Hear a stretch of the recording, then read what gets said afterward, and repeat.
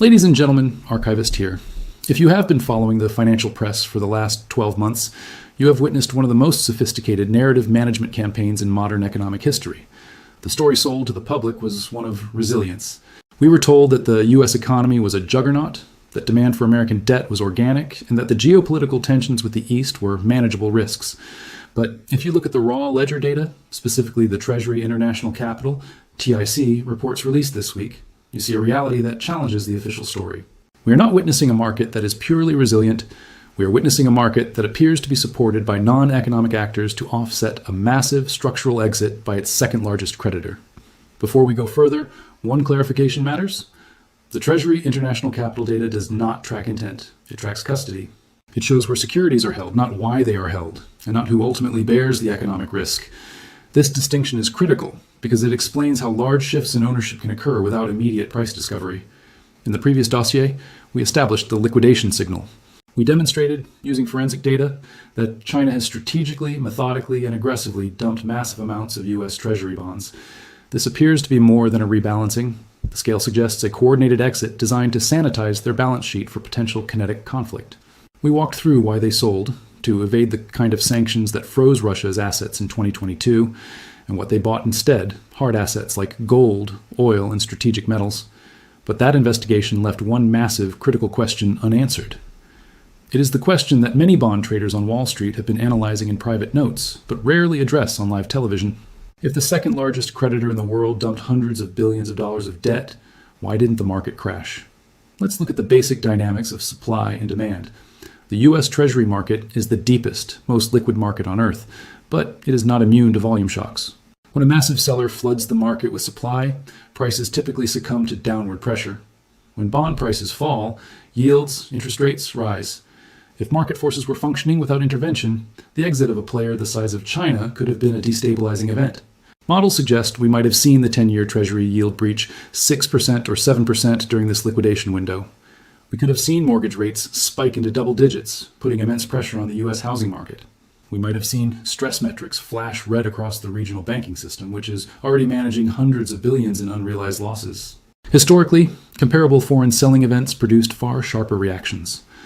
During Japan's reserve drawdowns in the late 1990s, Treasury yields moved violently. During China's 2015 reserve liquidation, yields spiked despite Federal Reserve accommodation. In March 2020, even modest selling pressure caused Treasury market dysfunction. By comparison, the relative calm during a $600 billion liquidation stands out as an anomaly. But that scenario did not materialize. The yields rose, yes, they have been stubbornly high, but they didn't break. The auctions were sloppy, the tail was long, but the primary dealers absorbed the supply. The crisis was averted. The volatility was contained. Why? How did the U.S. Treasury market absorb a $600 billion selling wave without triggering a systemic event? The data suggests they didn't rely solely on the free market. A purely commercial market would likely have demanded a higher liquidity premium. Instead, the data indicates that a shadow network of proxy buyers stepped in to act as the barns, the bid of last resort. We need to advance our investigation from the seller, China, to the buyer. When we look at the flow of funds data, the buyer profile shifts. The debt that China dumped did not appear to go to mom and pop investors. It did not go to regional banks, who are currently capital constrained.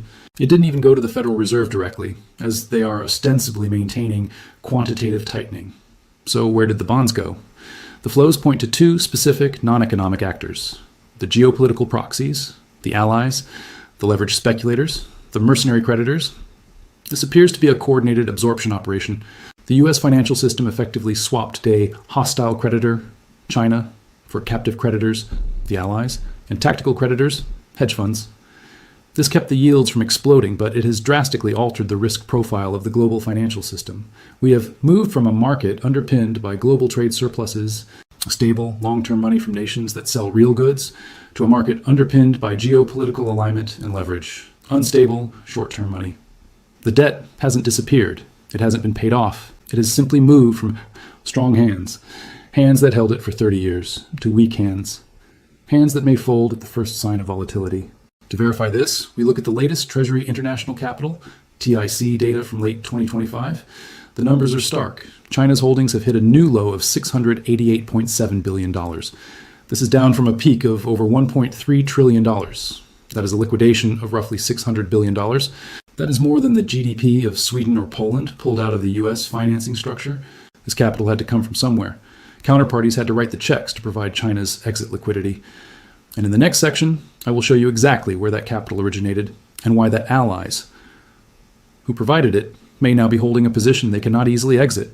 In our last briefing, we identified the United Kingdom and Belgium as key players in this absorption. We noted their holdings spiked as China's fell, but identifying them is only the first step. Today, we need to analyze the mechanism of that buy.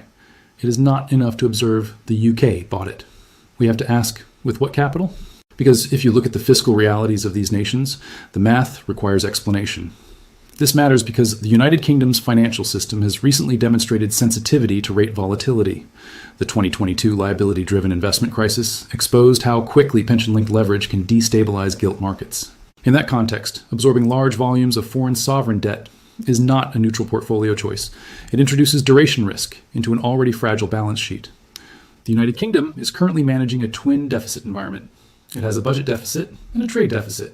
This means the British government typically does not have a national savings account overflowing with excess dollars to recycle into US debt. Unlike China in the 2000s, which was earning billions of dollars a month selling manufactured goods, the UK is a net debtor in this context. So, when the TIC report shows the UK holding nearly $878 billion in US Treasuries, surpassing China to become the number 2 foreign holder of US debt, we have to ask, who is the actual buyer? It isn't purely the British government. The United Kingdom line item in the TIC data is largely a proxy for the City of London. London is the hub of the Eurodollar system, the offshore banking network where US dollars are created, lent, and traded.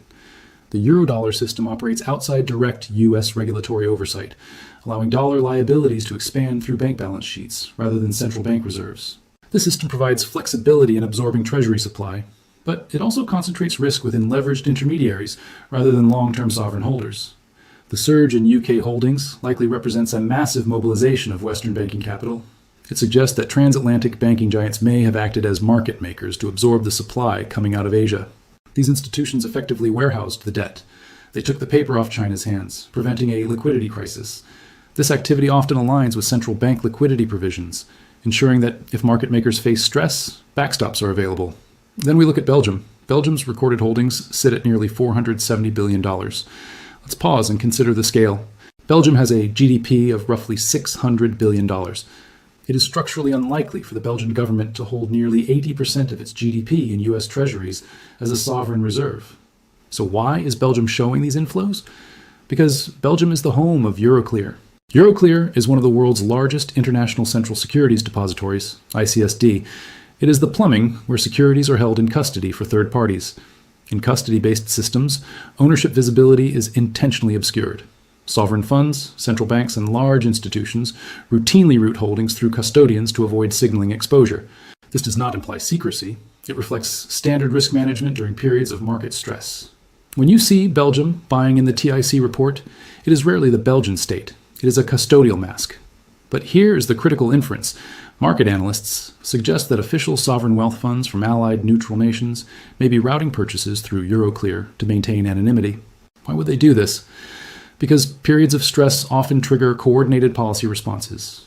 When a major creditor dumps, Treasury officials historically coordinate with allied finance ministries to manage the fallout. Liquidity is needed. Stability is paramount. This amounts to strategic capital alignment.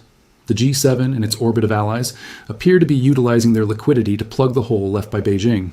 They are allocating capital to U.S. deficit financing at a time when domestic priorities are competing for resources. But here is the risk in this arrangement. These proxy buyers may not be price insensitive. China bought U.S. debt because they required it, to peg the UN and recycle a surplus. They held it for decades. They were a sticky buyer. The UK banks and Euroclear proxies are buying it potentially as a policy response or a short-term store of collateral. They are renters of the debt, not necessarily owners. If the UK economy faces headwinds, which remains a risk given volatility in the gilt market, these entities may be compelled to sell. They would need the liquidity for domestic stability. And because they now hold nearly $1.3 trillion combined, their potential selling could be more volatile than China's. China exited strategically over years. Financial proxies can exit in weeks. We have replaced a strategic rival, China, with a complex web of allied proxies. We have traded a political risk for a structural solvency risk. But the proxies are only half the story. The other half of China's debt didn't go to a government. It didn't go to a sovereign wealth fund. It went to a jurisdiction known for opacity. And this is where the real systemic risk lies, the leverage risk that could amplify volatility overnight. If you scan further down the Treasury International Capital, TIC report, past China, past Japan, past the UK, you will find a line item that demands scrutiny: the Cayman Islands. This jurisdiction is now listed as holding over $418 billion in U.S. Treasury debt. Obviously, the local economy isn't buying $500 billion of government bonds. This is hedge fund capital. And specifically, this is the footprint of one of the most leveraged trades in modern finance, the Treasury basis trade. The Cayman Islands appear frequently in global capital flow data because they serve as a legal domicile for international hedge funds. Their presence reflects regulatory structure, not domestic economic activity. When Cayman holdings rise, it typically signals leveraged strategy deployment rather than sovereign reserve accumulation. But here's the critical detail. The official number, $418 billion, is likely an undercount. Research from the Federal Reserve suggests that the actual exposure of Cayman-domiciled hedge funds is closer to $1.85 trillion. There's a massive blind spot in the standard reporting. Why the discrepancy? Because the Tiki report counts long positions held in custody. It doesn't fully capture the leverage. It doesn't capture the fact that these hedge funds aren't just buying the bonds. They are using them as collateral in the repo market to borrow massive amounts of cash. Here is how the hidden buyer likely absorbed China's exit. The spread. When massive supply hits the market, the price of the cash bond falls slightly below the price of the Treasury future. This creates a pricing inefficiency. The trade. Hedge funds step in. They buy the cheap cash bond, the supply China is shedding, and simultaneously sell the expensive future. They lock in the difference, the basis, the leverage. Because the profit on this trade is often just basis points, they utilize significant leverage. They take the bond, pledge it as collateral in the repo market, overnight lending, and borrow cash to buy another bond. They repeat this cycle. Industry estimates suggest leverage ratios can reach 50 to 1 in extreme cases. This structure functions smoothly only when funding markets remain calm. Small changes in repo rates or margin requirements can force rapid deleveraging because the profitability of the trade depends on continuous access to cheap overnight funding. Do you see the structural transformation? China held the debt with cash. They owned it. It was a 1-to-1 position. It was stable. The hedge funds hold the debt with leverage. They own it with borrowed money. It is a highly leveraged position. It is sensitive to funding costs. The U.S. government has effectively allowed a portion of the national debt to be absorbed by arbitrage strategies. These hedge funds are mercenary creditors. They are market-neutral profit seekers. They do not hold for geopolitical stability. They do not hold for the long-term health of the dollar. They hold based on the repo rate. As long as they can borrow cheap cash overnight in the repo market, the trade works. But what happens if interest rates spike? What happens if the repo market tightens? What happens if bank balance sheets contract? The hedge funds face a margin call. And unlike a sovereign nation that sells over years, leveraged funds must sell immediately. If they get a margin call, they must liquidate positions rapidly to cover their loans. They become forced sellers. This is the liquidity event scenario. We are sitting on a complex web of obligations. China has handed the inventory to a group of investors who have a history of volatility, e.g., March 2020. In March 2020, this exact trade unwound. Hedge funds sold treasuries into a falling market, and liquidity evaporated. The Federal Reserve had to intervene with trillions to stabilize the system. At that time, bid-ask spreads widened dramatically. Dealers hit balance sheet limits, and treasuries briefly failed to function as liquid collateral. The response required direct Federal Reserve intervention as buyer of last resort, underscoring the vulnerability of leveraged treasury demand. Now, the gross exposure is larger. The blind spot is significant. The hidden buyer has stabilized the market for now.